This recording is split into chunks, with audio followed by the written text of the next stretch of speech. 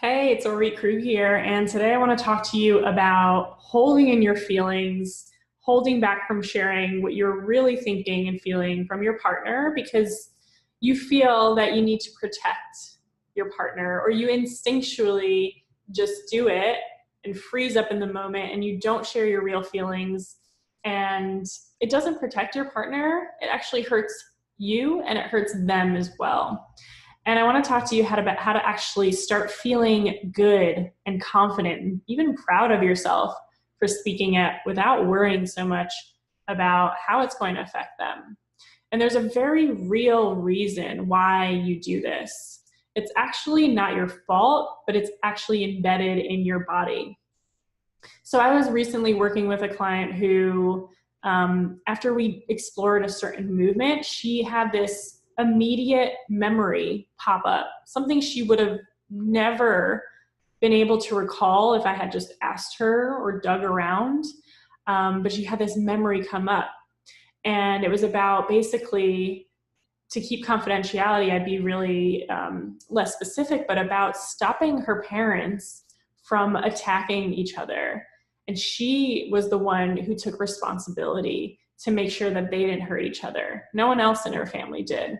And so she learned from a very young age in her body and in her nervous system that if she didn't take responsibility, if she didn't hold it all together, that things would fall apart, someone would seriously get hurt, and that it is not safe to just kind of like let go and let's see what kinds of things might happen. She actually has to hold it together all the time. And she has to do it to this day because your body, with that deeply body stored trauma, with those memories, those traumatic memories stored in your body and your nervous system, just doesn't know the difference between you telling your partner something that's bothering you today and being afraid of hurting them, versus standing in between your parents from attacking each other. It just doesn't know the difference. And that's why it feels so hard today. That's why you freeze up and you don't say anything instead,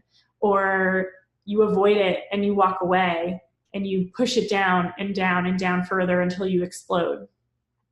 It's not your fault. It's actually what you've learned from a really young age.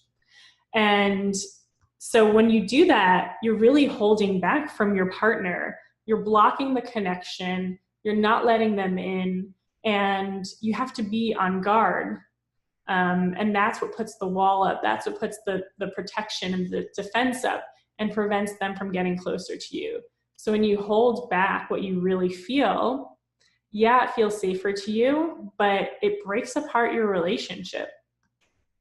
So a way that you need, if you want to feel good about speaking up, you actually have to access and release those traumatic memories from your body. Because again, talking about it doesn't access what's deeply lodged in there.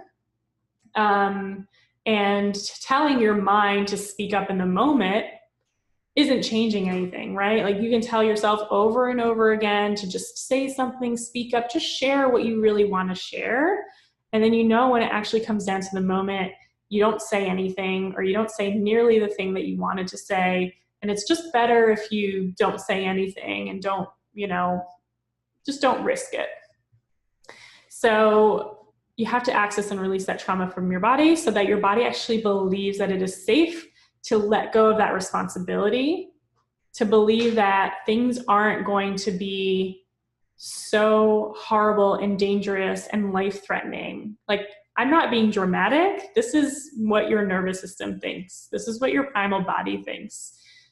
According to your primal body, it is a matter of survival. Bessel van der Kolk says in the book, The Body Keeps the Score, is that your body has to believe that the danger of the past actually is in the past. And until you have a physical experience that proves that it really is in the past, then you're not going to act that way. You're not going to believe that. So you do have to release that trauma, and then your body has to physically learn how it feels and that it's okay to let go, to be looser, to maybe it's being more assertive in what you feel and feeling confident that even if that may hurt them or inconvenience them or make them feel uncomfortable, that you are still strong in yourself. And it is going to be uncomfortable for them at first because they're used to you taking responsibility all the time. Their nervous system is going to have to adapt to that new you also. And that's okay. That's a good shift for you both. They'll actually come to really love it and be really relieved by it, because it's like, I can finally connect deeper with you. Like, I finally understand what you're feeling. I can like be with you on a deeper level. It doesn't just feel like there's a wall and that we're so disconnected. They'll really come to love it. And then you get to be taken care of too. That's the other thing that's amazing about letting go, sharing your real feelings, and even working through it, even as you're both adjusting to this new level in your relationship. You have to adapt to getting taken care of, because from a really young age, you took that role of taking care of everyone else. You took that role of being responsible, and it is going to be, again, an adaptation for your nervous system, and something that you physically have to learn to receive more, to step back more and feel and be on the receiving end. And it ends up being amazing, because who doesn't want to be taken care of? And who doesn't want to take care of their partner? It allows your partner to now take care of you. You know, like, that's a really good feeling, to feel that useful, purposeful role in your relationship. And your partner is probably begging, maybe not to your face, but begging to be an important part of your life, a useful part of your life. And it's going to do wonders for your relationship. And the thing is, I know it feels super scary now to like tell your partner, I'm going to quit my job and I'm going to start my own business. Right? Like, you have this imagination that they're going to freak out about that. They're worried about money. You know, it is a big leap. Doesn't mean you can't do it. I've done it. I have clients who've done it. But what happens with my clients is, when they work with me, when we start, they say, I don't want to tell them, because I'm honestly thinking that our marriage could end if I tell them this and I go through with it. And then we work through it. And then one of my clients, she actually did tell her husband that she's starting her business. She's leaving her job. And she was like, Orit, that was so easy. That was just no big deal. And their connection is even deeper than it has been ever. It's amazing, because she let him in, and he responded in a way that was also connecting. And the reason why it feels so much scarier than it actually is because, again, your nervous system doesn't know the difference between what happened, you know, between you coming in the way of saving people from hurting each other, versus today saying, hey, I'm going to quit my job and start my own business. Are you on board? And that's why this work in general, like the work of releasing your trauma through your body and becoming this new you who's confident and proud about speaking up for herself, it sounds so much scarier than it is, because that's not your rational mind responding. That's your nervous system and your primal body responding, saying, this is not safe. No, let's stay here. Let's stay in this protection mode, which feels awful anyway, like when you're in this constant anxiety all the time, or when you're so numb because you have to disconnect from your body, which is where your memories are being stored. That's your primal body saying, it's not safe, it's going to be too hard. It's going to be way, way too hard, when it actually really isn't. And, you know, you may have a different experience if you've been in talk therapy before, ripping apart every single memory of every single trauma. That is not necessary and is not helpful. It is helpful and amazing to have new physical, joyful, pleasurable experiences in your body. One of my clients recently said to me that the best revenge that she could get on her abusers was to finally feel that joy and pleasure in her body. How amazing is that? Like, if you're super scared of doing this work, let that be your motivation. Let that be your sweet, sweet revenge. Is like, you can't control how crappy I feel anymore. No, I'm going to be happy. take that. Like, you know, it's joyous work. It's deep, profound work. You do have to grieve a little bit. So like once you access and release that trauma, it creates this whole big space in you. It feels disorienting because you've been carrying it for so long. It's part of your identity now. It's part of who you are. And yeah, you have to grieve that. And that's okay, because you're letting go of a part of you that just no longer serves you.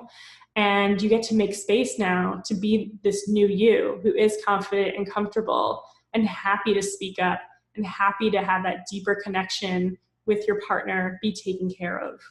And that's probably the most intense part is grieving, but it is such a transformational process in a really awesome way, because you do get to let go of responsibility. Finally, you just don't have to hold it all together.